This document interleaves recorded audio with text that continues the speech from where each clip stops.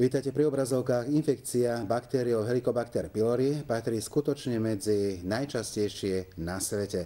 Je to infekcia, o ktorej si už rozprávate medzi sebou, pretože ste aj častými návštevníkmi gastroenterologických pracovísk a mnohí z vás mali túto infekciu, alebo teda Helicobacter pylori pozitívny. Budeme dnes o tom hovoriť, samozrejme s našim dnešným hosťom, pánom docentom Ladislavom Kuželom. Vítaj u nás. Ďakujem pekne za pozvanie. Táto baktéria je skutočne veľmi dôležitá pre človeka a je naozaj pravda, že je taká celosvetová premorenosť? No, ono je to s tou premorenosťou roky už trošku jasnejšie a to v zmysle vie sa, že sú krajiny, ktoré majú ozaj veľmi vysokú premorenosť, dokonca aj viac ako polovica obyvateľstva. Sú čísla, ktoré udávajú dokonca 60 až 80%, a sú to krajiny, ktoré sú také tie rozvojové. Inými slovami hovoríme o krajinách, kde ten hygienický štandard žiaľ nie je na takej úrovni, ako je v tých našich, ktoré v úvodzovkách sme rozvinuté krajiny. A v tých rozvinutých krajinách tam tá premorenosť momentálne sa pohybuje veľmi rôzne, lebo každým rokom nové čísla idú, ale v podstate na základe dát z roku 2010 sa ukazuje, že stredovo by sa to mohlo hýbať okolo 30%, čiže asi 30% populácie ten mikrob v sebe nosí. Čiže to by sa týkalo aj Slovenska, že môžeme povedať, že takých 30% približne je Helicobacter pozitívnych u nás. No, to je dobrá otázka. Čo sa týka Slovenska, sme dlho nevedeli. Rôzne síce boli projekty, kedy sa sledoval tento mikrob rôznymi metodami a v podstate také najčerstvejšie dáta sme získali minulý rok, kedy sme na vzorke zhruba 2000 respondentov zistili, že tá premorenosť je v priemere okolo 35%. Čiže asi to už je dosť hodnoverná vzorka na to, aby sme mohli povedať, že áno, teda Slovensko v tomto patrí medzi rozvinuté krajiny. My sa teraz pozrieme na obrazovke, ako vyzerá ten mikrob, alebo tá baktéria, ale je zaujímavé, že práve v takom nepriaznivom prostredí, ako je žalúdok, kde je také nízke pH, táto baktéria celkom pohodlne žije. No, to je to neuveriteľné na tej prírode, čo dokáže zariadiť. Proste príroda obdarí niektoré organizmy, v tomto prípade mikroorganizmus, takými vlastnosťami, že mu umožní prežiť ozaj v doslova neprežiteľných podmienkach. Čiže tento mikrob má takú schopnosť, že vytvára si v podstate určité látky, ktoré zabraňujú, aby tá kyselina sa do ňoho dostala, rozleptala ho, a preto naopak tá kyselina sa mu stala až, dá sa povedať, výživnou. Čiže inými slovami, tento mikrob má jednu výhodu a na druhej strane nevýhodu. Proste tá jeho výhoda je, že prežije v kyseline, nevýhoda je to pre nás, lebo tým pádom máme my problém, ako to riešiť. Prečo je táto baktéria taká dôležitá? Čo všetko spôsobuje, alebo čo môže spôsobiť u človeka? Dlhá odpoveď, skúsim sa ju skrátiť, pretože máme strašne širokú škálu, kde môžeme ten mikrob zaradiť a priradiť ho ku ťažkostiam. Na jednej konci tej škály, na jednom konci je tzv. Asymptomatický priebeh. Inými slovami, pacient alebo jedinec celý život žije s týmto mikrobom a v podstate tento mikrob mu nenarobí žiadne ťažkosti. Zistí sa väčšinou náhodne, keď je odoslaný tento pacient na iné vyšetrenie alebo respektíve za účelom iným, že hľadáme kvôli iným ťažkostiam, vtedy mu nájdeme. Čiže to je ten asymptomatický, čiže bezpríznakový. Potom ideme dlhou škálou a na tom druhom konci žiaľ je absolútne úplne iný paradox, a to až rakovina žalúdka. A to všetko medzi tým je dyspepsia. On vznikol spojením dvoch slov a v podstate není to ani originál latinský výraz, ale je to dva grécke výrazy, dyspeptein. Dys je nedobré, peptein je trávenie. Čiže inými slovami, pod nedobrým trávením sa nám opäť skýta extrémna možnosť rôznych príznakov, s ktorými títo pacienti môžu k nám prísť. A inými slovami, pacient môže dojsť od bolesti, cez plynatosť, cez nedobré trávenie, cez v podstate takéto zalahnutie potravy, až po potom ďalší bod, kedy ten pacient má už okrem ťažkostí aj zmeny na sliznici. A tie zmeny na sliznici, sme si povedali, tie najťažšie sú rakovina, ale našťastie okrem toho máme aj iné možnosti, teda možnosti toho mikroba. Ten mikrob môže vytvoriť vredy. To už sa vie, myslím aj populácia už o tomto dosť bola informovaná, a je to v podstate aj taká vec, že to svetlo v tunele pre pacientov, ktorí v minulosti vred mali, bol na konci chirurgický zákrok. inými slovami, títo pacienti končili často žiaľ tým, že sa im musela doslova do písmena odoperovať časť žalúdka. A to svetlo, o ktorom som teda hovoril, je, že keď tento mikrob nájdeme, tak my vieme vyliečením mikroba vyliečiť aj vredovú chorobu. Teraz ďalší obrázok, kde sa hovorí o percentuálnom zastúpení, že ozaj to má na svedomí aj helikobakter pri 12-nikových vredoch a žalúdočných vredoch je tam vidieť na obrázku ten percentuálny pomer. Dôležité pre pacienta, čo sa často pýtajú, ako sa tento mikrob prenáša, ako sa teda človek môže nakaziť? No, to je presne najčastejšia otázka, ktorú v ambulanciách dostávame, sám vieš, takže už máme nacvičenú odpoveď, ktorú ale samozrejme nenacvičili sme si len preto, aby sme uspokojili pacienta, ale aby dostal... Pretože je pravdivá. Presne, tak potrebujeme dať pravdivú odpoveď. Pravdivá odpoveď je, v dnešnej dobe sú dva spôsoby prenosu. Jeden spôsob je tzv. Oro-orálny, z úst do úst, a druhý spôsob je feko-orálny, čiže spôsobom stolica ústa alebo konečník ústa. O čo ide? Netreba sa zlaknúť. Teraz podľa mňa niektorí diváci už prestali sa boskávať. To určite nie. Problém je v inom. Ten mikrob samozrejme v určitom malom množstve sa môže dostať do dutiny ústnej, ale to malé množstvo nie je infekčné. Infekčné je veľký objem, veľké množstvo mikrobu. Kedy sa také množstvo dostáva, či už na tú oroorálnu, čiže tú hornú časť, alebo tú feko, jak sme spomínali, čiže spodnú časť. Je to logické, keď máme tzv.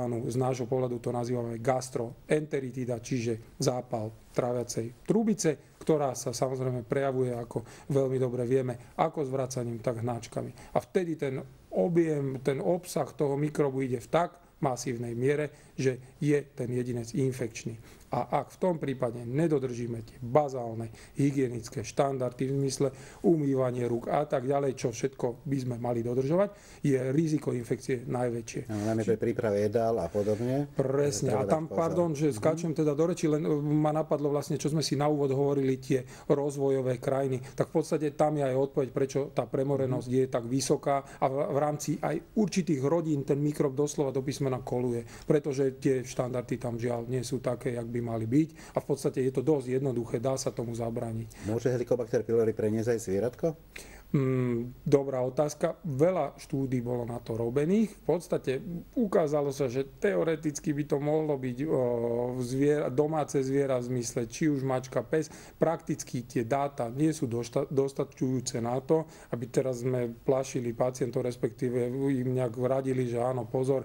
Nie, určite nie. A dokonca v tom, čo som spomínal, že na Slovensku sme mali projekt, kedy sme sledovali premorenosť, tak tu sme sledovali aj formu určitej dotazníkovej metódy, kedy nám pacienti vyplňali okrem iného aj, či má domáce zviera, aké má domáce zviera. Mal tam 30 rôznych otázok a aj nám sa potvrdilo vlastne to, čo v celom svete sa ukazuje, že nie. Asi tam nie je súvis medzi domácim zvieraťom a chovom domáceho zvieraťa a prítomnosťou tohto mikroba, respektíve možnosťou infikovať sa. Dôležité pre pacienta je zistiť Helicobacter pylori, teda či ho má alebo nemá, najmä keď má ťažkosti. Sú tie dva spôsoby, teda možnosti invazívne, ktoré pacient cíti oveľa bolestivejšie ako pri tých neinvazívnych, kde teda nie je zaťažený.